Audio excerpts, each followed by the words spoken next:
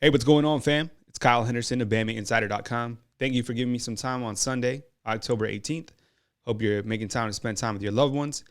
Couple observations following Alabama's 41-24 victory over the Georgia Bulldogs. Let's start with Nick Saban. I thought he looked rejuvenated on the sidelines. Think about the passion that he was showing during the first half when things weren't going Alabama's way. I honestly think that after listening to him in the postgame and seeing how thankful he was and, how grateful he was just to be on the sidelines, it's almost like it rejuvenated him. And I think we quickly realized that Nick Saban is not close to watching the game from home. I think him being away from practice just even a couple days, whatever it was, that was enough to tell Nick Saban he's not ready to stop coaching this team. And I love the passion. I love what he brought to the table last night against Alabama and Georgia. So I wanted to start out by just saying I think, this Nick Saban dynasty, what he's done at Alabama, I don't think it's stopping anytime soon. So rest easy, fam. Nick Saban, who's close to being 70 years old. I mean, he looked fantastic last night, and really glad to see him in kind of that full showing of his emotional display, because I think when Saban gets going, the team gets going. I think when you look at this game, it was a tale of two halves. And I know a lot of people say that, but kind of let's look at what Alabama and Georgia did during that first half. Okay, so Georgia at that first half, I thought most of it was in the second quarter that they held the 24-20 lead over the Crimson Tide. And Georgia, in my opinion, had the majority of the momentum in that second quarter. However, I think that one thing that really stood out about this game was the Will Reichard 52-yard field goal right before half. Remember how Kirby Smart was trying to get everybody into the locker room? I think the reason is because he knew that Georgia had that momentum going into the locker room.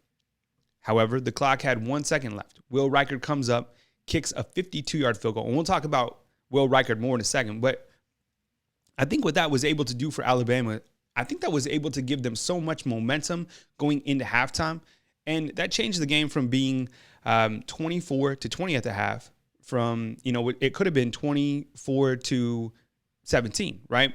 I get it. It's not a huge point difference, but the point is I think a lot of momentum went into the locker room with Alabama. Alabama makes some great second half adjustments, and not a lot of people are going to give Pete Golding credit or Nick Saban or the defense or whatever. But what I'm saying is the second half adjustments for Alabama provided this team to really pull away with victory. Look at what Georgia's offense did in the second half. Punt, interception, and a field goal. Alabama, on the flip side, they had a punt, touchdown. All right, so the defense came up with plays. And I know that the defense, you've had your criticism of the defense, and rightfully so. I think we all have. But I think last night what they were able to do was force Georgia to punt in that second half, come up with some plays on defense, and that ultimately allowed this electric offense to continue to flex and go over the 40-point mark over the best defensive team in college football. Georgia's defense was fantastic. Absolutely. I mean, flew to the ball. Great tackling team. Brought pressure. Got to Mac Jones. But Alabama's offense was just completely electric. And when we kind of look at the overall stats, Alabama put up 560 yards of offense. Previous to this game, the first three games of the season, Georgia had allowed 700 yards. Alabama put up 564 yards. All right. Let's first talk about Mac Jones, who's continuing to play through the absolute roof. And I get it. Trevor Lawrence at Clemson is playing fantastic as well. But you kind of look at the competition level and what Mac Jones has been able to do against high quality competition through the first four games of the season, especially last night in a national setting, right? All eyes on this particular game going up against the best defense in college football. Mac Jones, 24 of 32, 417 yards with 4 touchdowns. That's unbelievable. Step back and think about that. 417 yards. Think about this, fam. Mac Jones, 400 yards passing in 3 consecutive games. First Alabama quarterback to ever do that. Mind-blowing. On the season, Mac Jones, 90 of 115, 1,500 yards passing, 12 touchdowns, 2 interceptions, passer rating, 220. The 2 interceptions that he has in the season, we've all seen them. Tipped ball against Texas A&M tip ball against Georgia. Good plays on the defense. We haven't seen, I think there was a couple times last night, actually, Mac Jones might have forced a pass or two, but I think overall he's playing at such a high level. I love the fact that he's so accurate across the middle of the field. I love the fact that he's so accurate downfield. And most importantly, I love his toughness. Let me ask you this. Have you ever thought when Mac Jones is hit that he's not going to just bounce back? Every single time, he's going to get right back up and come up with a big play. We've seen it time and time again from this young man. Very tough individual and really that leader of the team. I saw him get really frustrated when he got sacked. He looked frustrated, but what he did, he's a perfectionist. Came back, balled out. The second half performance really overall was fantastic from Mac Jones and the Crimson Tide. All right, let's talk about Devontae Smith. I really hope you guys out there appreciate Devontae Smith, and I know you guys do. I mean, I read the comments. I read everything. I mean, Devontae Smith, what he's doing this season and what he's done overall at Alabama, I'm going to miss watching Devontae Smith. I just have such respect for his craft, for his game, the work that he puts into it, and it really shows come crunch time, right? He's the guy that wants the ball. He's that, like Mac Jones said after the game, he has that Jordan mentality. I want the ball. Give it to me. I can make the play. 11 receptions last night, 167 yards with 2 touchdowns. Check this out, fam. His career, 156 catches, 2,500 yards, 27 touchdowns. If he has, I think it's over like 31 touchdowns, he'll be the touchdown career leader for the top receiver at Alabama, which is unbelievable. Devontae Smith is the epitome of hard work pays off.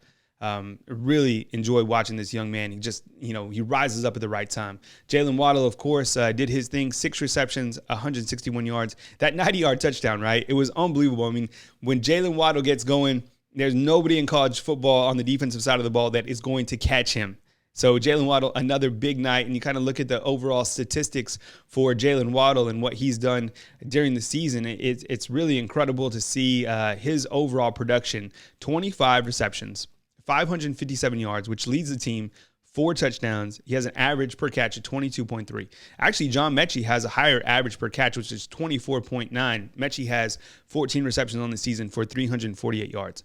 Moving on, let's talk about Najee Harris. I mean, was that the most quiet 150-yard performance there's been in college football, right? He rushed the football 31 times, 152 yards, had a touchdown. It was the first touchdown that Georgia has allowed rushing-wise all season long. Average per carry, 4.9, which is fantastic. He had a rush of 17, was the longest. Went against a hard-hitting Georgia team. Didn't it seem like they were going for his helmet a lot? Georgia was a good tackling team, but the times that they would go against Najee was like they were going for their helmet. I don't know. Did you guys notice that? Sound off in the comment box. They did a good job. Georgia's defense did a good job stopping Brian Robinson, 7 carries for 20 yards. But I felt that Brian Robinson still ran hard. I still like the trajectory overall of Brian Robinson. I think he's doing a fantastic job. And I think the offensive line has been able to get good push. And last night was a clash of the Titans in the trenches. I mean, go back and watch it. I mean, Georgia's defensive line, they were coming. That's a fantastic defense.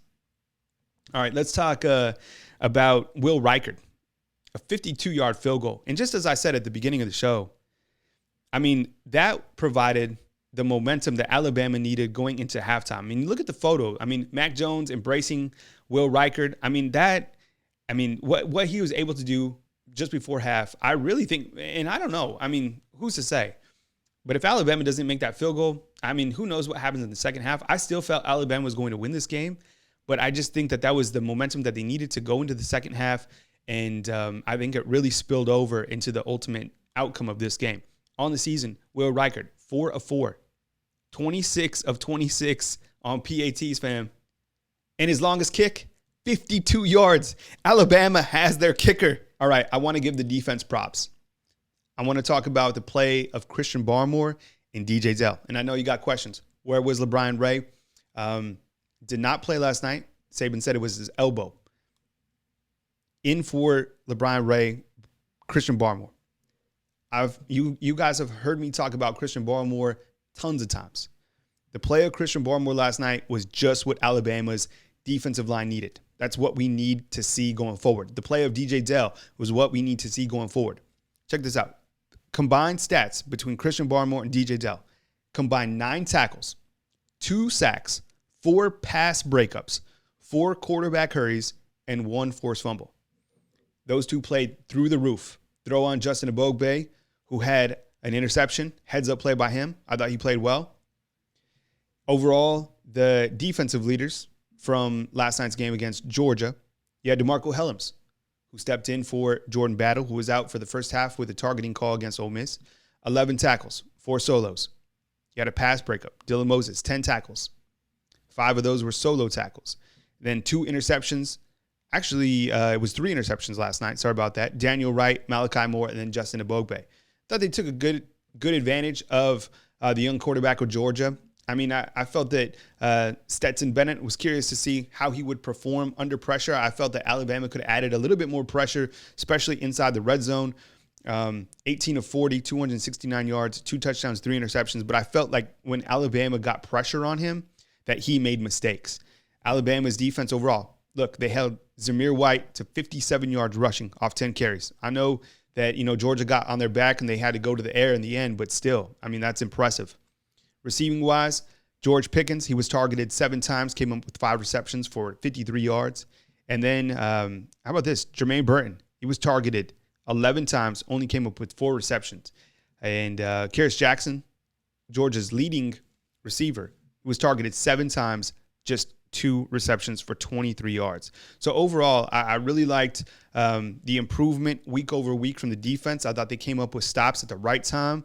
I get it. The defense still needs to tighten up. I think the defense is still the weak link overall, but I saw improvement week over week. And we're not going to see another Ole Miss offense, probably for a while. I'm trying to look at, the teams that will go up tempo against Alabama.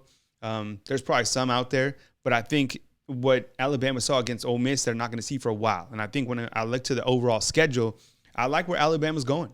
And I kind of look at the larger scope of everything. Who is a team that can challenge Alabama out there? I think it's just 2, right? I mean, is it Clemson and Ohio State? I mean, Ohio State will get playing here in this next week. Clemson, of course, looks fantastic. Playing in the ACC, of course. But still, I mean, they're a quality team. So I think, as I've talked about before, I think the team that could really challenge Alabama is the team that can outshoot Alabama. So when you look at kind of Clemson, when you look at Ohio State, which team is going to have that offense that can go head to head and really give Alabama, that shootout game to where maybe they have the edge? I would assume it's Clemson, but I don't know. I mean, that's talking long down the stretch, but that's kind of just, my takeaways from this game are Alabama really, really good. And I do think that they're going to meet Georgia again in the SEC championship game. And I wouldn't be surprised if Georgia runs the table in the East. I know that game against Florida, I think, that's all eyes will be on that one. But Georgia's got a fantastic defense. I'm not really sold on their offense, and I talked about that a lot going in. Stetson Bennett, I think he's a good athlete, but last night really struggled, and that was really the downfall of this particular game, and the fact that Alabama's offense just is fantastic, and Mac Jones is playing through the roof. Let me know what you guys think about this game. Give me a final thought as Alabama moves to 4-0, defeating Georgia by a score of 41-20. You know what time it is. It's time for Alabama in Tennessee. The game will be up in Knoxville at Neyland Stadium. We'll have more coverage on BamaInsider.com. Thank you very much for listening to our post-game observations right here on YouTube. Please hit the thumbs up button. We appreciate you guys being here. We appreciate you guys subscribing to our channel. We'll catch you soon back at BamaInsider.com. From Tuscaloosa, Alabama, Kyle Henderson.